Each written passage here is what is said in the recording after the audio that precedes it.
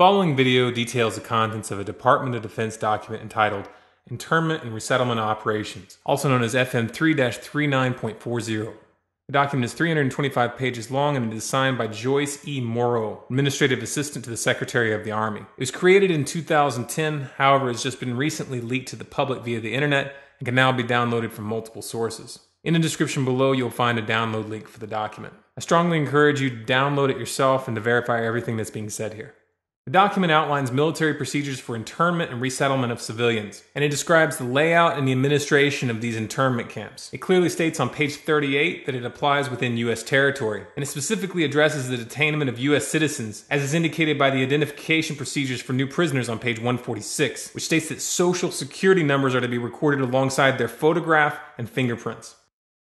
Included in the list of organizations which may be involved in these internment operations are the Department of Homeland Security, FEMA, the Department of Defense, and the United Nations. On page 56, the document outlines the responsibilities of psychological operations officers within the camps, among which it states that a PSYOP officer develops and executes indoctrination programs to reduce or remove antagonistic attitudes and identifies political activists. On page 281, the document goes into more detail regarding the role of psychological operations within the camps, specifically in regards to pacifying the population and ensuring cooperation.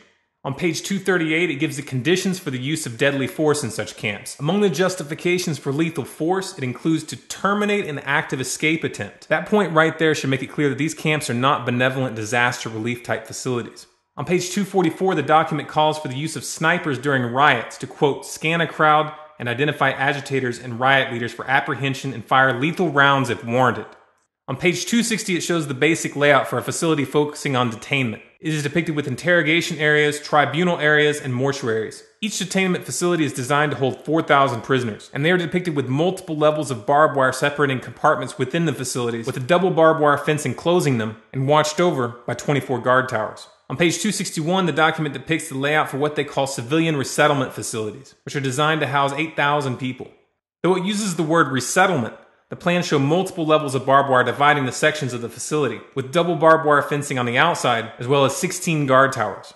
On page 262, the layout for facilities designed for what they call non-compliant prisoners is shown. These camps are designed to hold up to 300 prisoners, they have 3 interrogation centers, and are guarded by 13 guard towers. Now, if there's any question whether these plans are active or just theoretical, this should be settled by the fact that the U.S. Army has been running ads for job positions in these camps since 2009, and apparently, they're still hiring. Once again, if you look in the description, you'll find all the links you need to verify this information. It's important to note here that this document was created in 2010, which was under the Obama administration, and it predates the NDAA of 2012, which authorized military detainment of U.S. citizens. This clearly shows a long-term agenda at work. If you believe that this is important information for people to know about, then please share this video with as many people as you can. Share it on Facebook and on Twitter. Send it in emails to friends and family. Especially send it to anyone you know within the police and military. A smart strategy would be to download the PDF yourself and email it to people as an attachment with a link to this video so that they know how to navigate the document.